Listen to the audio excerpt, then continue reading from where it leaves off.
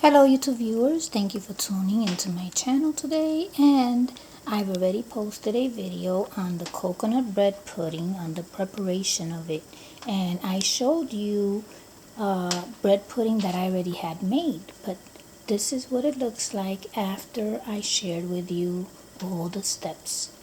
The hour is up, and here is the bread pudding.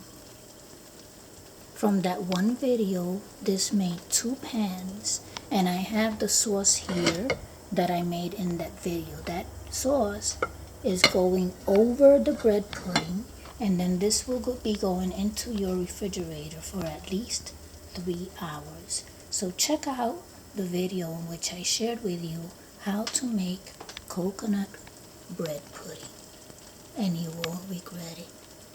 Happy holidays, and thank you for watching.